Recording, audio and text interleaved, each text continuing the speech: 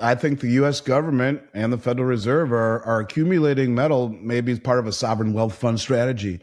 It's the Trump tariffs that have accelerated the migration, but that's not it. I think, I think it's more along the lines of this is a plan to get the gold and silver home, to issue some form of a stable coin, some form of a system collared and pegged to gold to give the United States Treasury market in particular, and the dollar, credibility. And maybe they're front running BRICS by being the first one to monetize gold. Because remember what Dilma Rousseff said, the head of the BRICS New Development Bank, the former president of Brazil. What did she say in Kazan?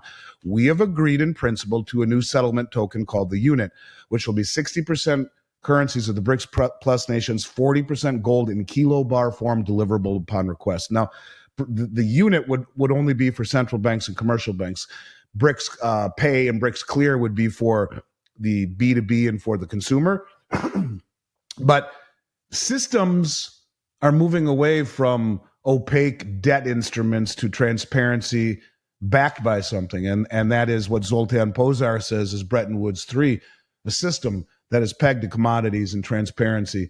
I think it's that you're seeing confidence in the system erode. And the only way to keep the whole system from unraveling, I think, is to have some form of backing, tangible backing, and stop taking promises of governments that lie to us. And that would be using a marriage like stablecoins between blockchain technology, because it comes out and says no CBDCs. Okay, fine. Well, how about the backdoor? And if you look at all the stablecoins right now, most of them, like USDT, Tether, USDC, which is by Goldman Sachs, the new Ripple one, they're all massively backed by U.S. treasuries. So the stablecoin thing is being pushed quietly, and I think that's exactly how you do it. When Judy says to me they'll issue stablecoins off the 50-year treasury, I mean, that to me was the key that unlocked, oh yeah, this is what they're going to do. They're going to use stablecoins to fool everyone from not taking the CBDC, think it's cool, have it pegged to dollars, or have it pegged to gold. The whole thing is happening at a speed that I think is just a lot more than threats of Trump tariffs. And when you see, let me just read something to you here. In terms of deliveries that are coming into Comex, J.P. Morgan set to deliver $4 billion in gold bullion to Comex in February. Well, since November, Jesse, almost 13 million ounces of gold and over 40 million ounces of silver have moved from the London vaults to Comex. It's as if they're setting up for some form of a new system or a sovereign wealth system, whatever it is. It's bigger than just Trump tariff threats, in my opinion. Well, let's talk about silver for a moment here. Performing admirably. We're at about 31.50, I believe, right now.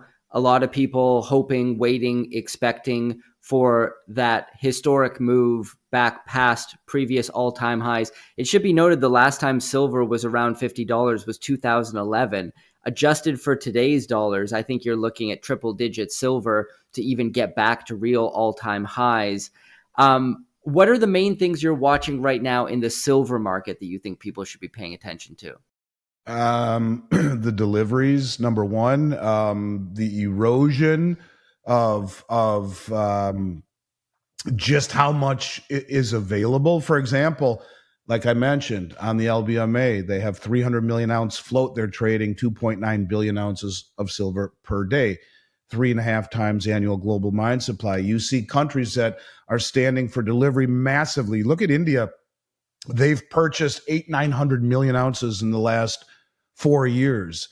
You're seeing China fly all around Latin America, in particular Peru, and buying up all the doré and concentrate. Now, they're paying double what the West will. Doré would be a bar that is crudely refined by the miners before they send it in for full refining.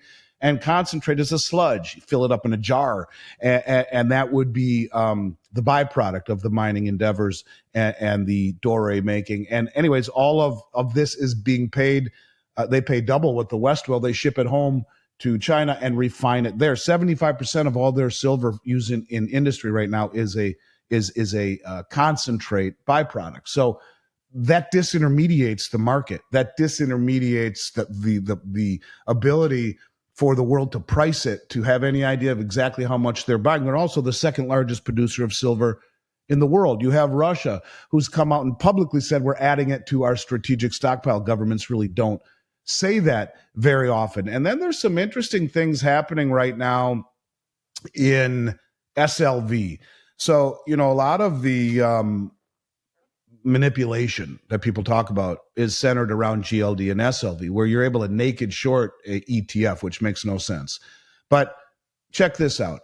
Over the last couple of weeks, the fees to borrow, if you're short and you need to borrow to go short or borrow shares to cover whatever it is that you need to do, SLV borrowing fees have soared from 0.05% to 12% in the last couple of weeks.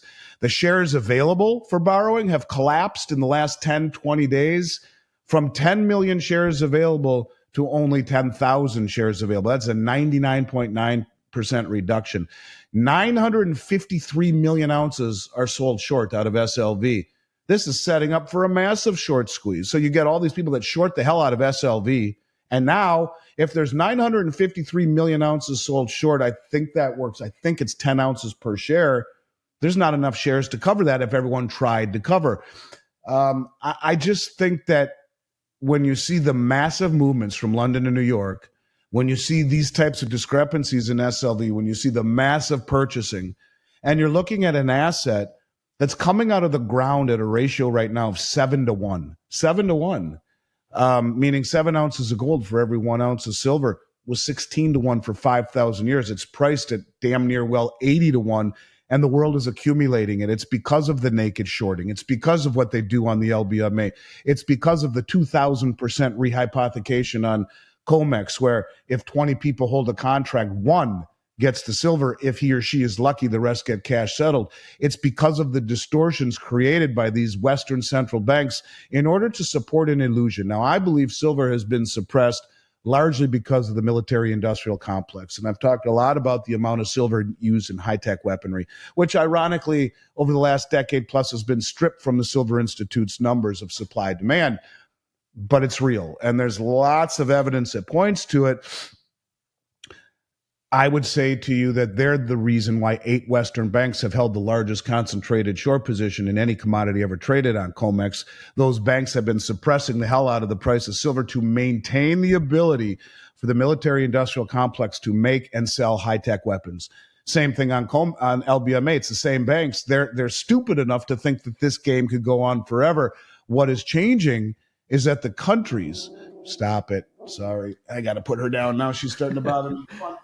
That the countries that are doing this are sophisticated, that being the BRICS nations. They're coordinated, they're motivated, they're wealthy enough, they see what we're doing, and they're using it against us.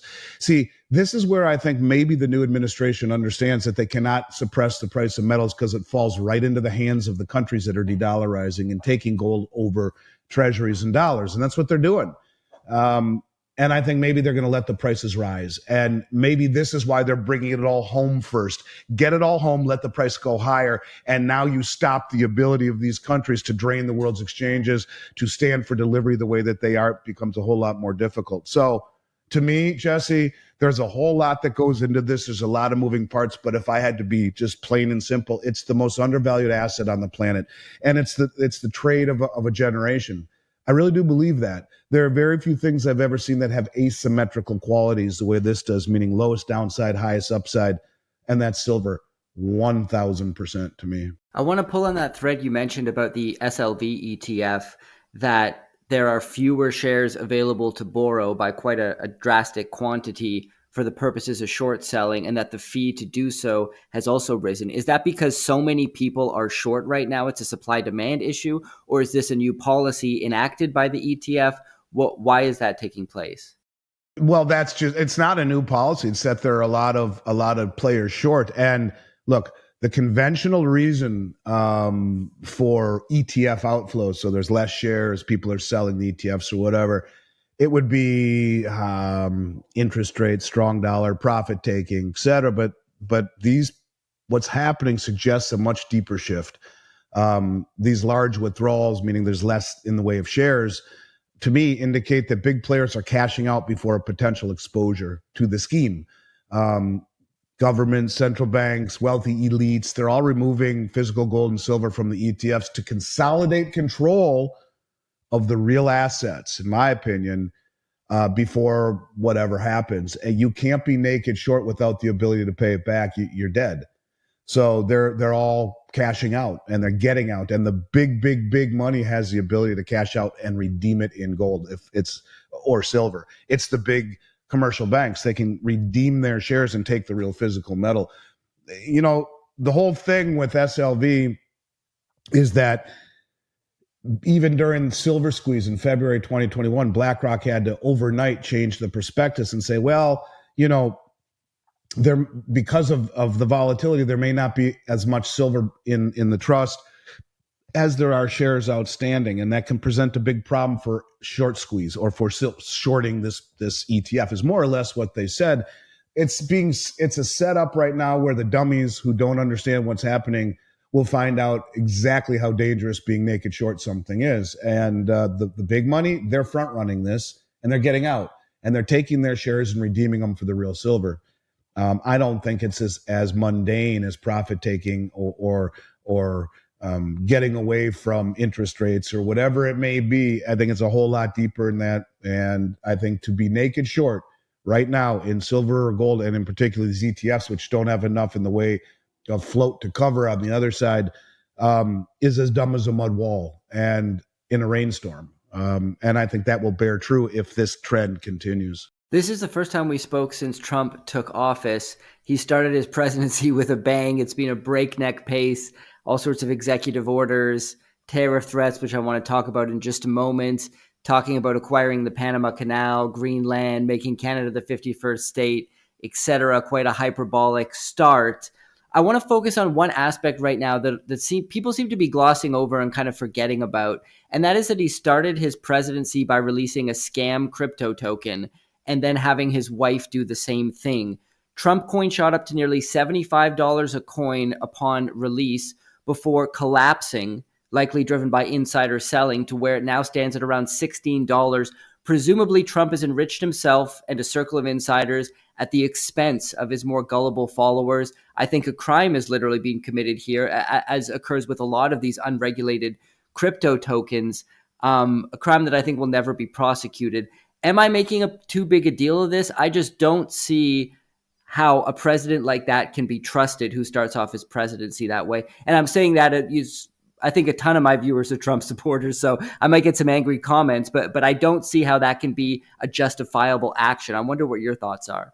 Well, I mean, look, first of all, you know, we don't know if Trump or Melania accumulated it and dumped it. Maybe it goes higher down the road. I mean, is what he did legal? I think it's legal. Is it immoral? If maybe, you know, this is the stupidity of.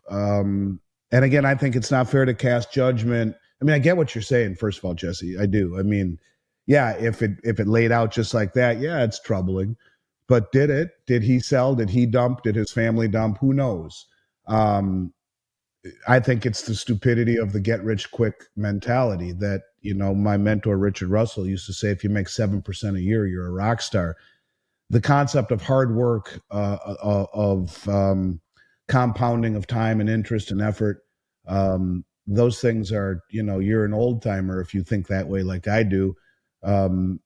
It's like working out in the gym. You don't go in January 2nd and work out for 6 hours and then you're done for the year. It's the concept of the time, the concept of putting in the work. And I think there are a lot of people who just think of getting rich quickly, and it's worked for some if you're shrewd enough to get in and get out. But I look at that more as an indictment of the system and less of the president, that you have these people who just have given up on understanding that that's not how fortunes are made. I mean, if you do it, you're lucky. But to me, it's the compounding of time, of effort, and saving and investing and reinvesting. You have a whole culture that has been bred of instant gratification not being fast enough. So I guess I would just simply say I would withhold judgment on the president to see, I guess, if it ever came out that he and she loaded up on it and then the next day dumped it all. That would be a little bit troubling. But I'm sure there is a shred or a thread of truth in that. But I think, again, it's an indictment of where we are in the cycle instead of them directly. Well,